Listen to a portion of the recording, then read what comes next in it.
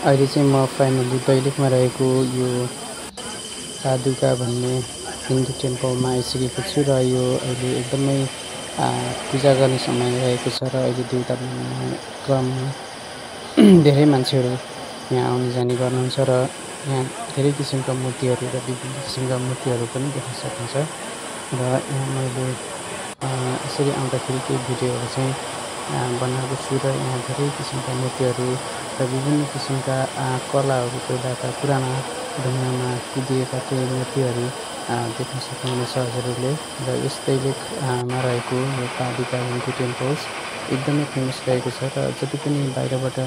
धेरै मान्छेहरू बाहिरबाट पूजा र देउता मान्नको लागि यहाँ आउने गर्नुहुन्छ र अहिलेको यो देउता मान्ने एकदमै यो समय भएकोले धेरै मान्छेहरू धेरै टाढाबाट यहाँ आउने गर्नुहुन्छ र सबैभन्दा पहिला र यहाँ आएर उहाँहरूले यस ठाउँमा पूजा गरेर त्यसपछि विभिन्न ठाउँमा उहाँहरूले जाने गर्नुहुन्छ पूजा गर्नुहुन्छ।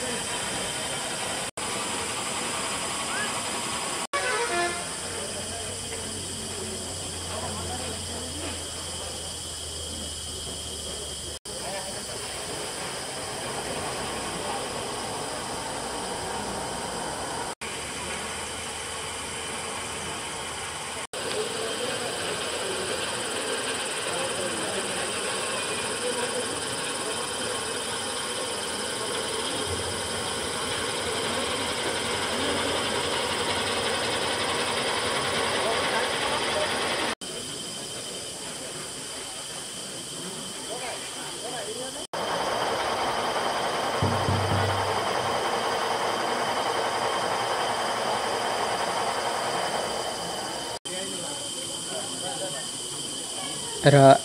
पहिलो पूजा गर्ने स्थान र यस पादुका भन्ने हिन्दू टेम्पलमा सुरु हुन्छ र त्यसपछि उहाँहरू चाहिँ यतै बास बस्नुहुन्छ र उहाँहरूले आफैले पकाएर उहाँहरूले सबै कुराहरू आफूले घरदेखि नै लिएर आफूले नै पकाएर स्वयं शुद्ध तरिकाले पकाएर नै आफूले नै खाने गर्नुहुन्छ र यसै मन्दिर वरिपरि उहाँहरूले खाना पकाएर खानुहुन्छ र त्यसपछि यतै बास बस्नुहुन्छ र पूर्ण भोलि बिहान उहाँहरू अर्को मन्दिरमा पूजा गर्नको लागि उहाँहरू जानुहुन्छ र यसै गरेर पूजा गर्ने ठाउँहरू जस्तै यो पादुका रहेको छ र श्रीस्थान, नाभिस्थान, कोटिला, भैरवी, धुलेश्वर भन्ने विभिन्न मन्दिरहरू दैलेखमा रहेको प्रसिद्ध मन्दिरहरू रहेको छ र त्यस मन्दिरमा भोलि बिहानको यात्रा चाहिँ सुरु हुन्छ उहाँहरूको र यसरी नै अहिलेको यो देउता मान्ने सिजन चलिरहेको छ र विभिन्न ठाउँबाट धेरै टाढाबाट मान्छेहरू आउने गर्नुहुन्छ र पूजाहरू गरेर आफूले मानेका देउताहरू र आफूले विश्वास गरेका देउताहरूलाई उहाँहरूले चाहिँ यसरी पुजेर उहाँहरूले चाहिँ धेरै टाढाबाट यसरी पुज्नको लागि यसरी देउता मान्नको लागि उहाँहरू आउने गर्नुहुन्छ र आज चाहिँ म यस पादुका भन्ने मन्दिरमा चाहिँ रहेको छु र हजुरलाई यो भिडियो देखाइरहेको छु र उहाँहरूले चाहिँ यहाँ बास बसेर यत्तिकै बसेर उहाँहरूले खाना पकाएर खाना खाएर र आज यतै मन्दिरतिरै बास बसेर उहाँहरू चाहिँ पुनः भोलिपल्ट चाहिँ उहाँहरू आफ्नो ठाउँमा आफ्नो मानेको मन्दिरहरूमा उहाँहरूले चाहिँ जानुहुन्छ र यहाँ धेरै मान्छेहरू धेरै टाढाबाट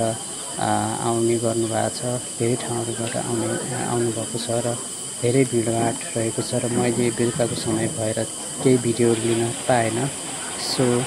अहिले भिडियो धेरै लिन सकेन, त्यसो भएर पुनः केही समय जाने मौका मिल्यो भने फेरि पुनः भिडियोहरू ल्याउने छु र अहिले भिडियो केही सर्ट भिडियोहरू चाहिँ मैले बनाएको छु। सो भिडियोलाई like, comment, share and subscribe गरिदिनु होला। च्यानलमा नयाँ हुनुहुन्छ भने सब्सक्राइब गरिदिनु होला। धन्यवाद। Thank you for watching. By.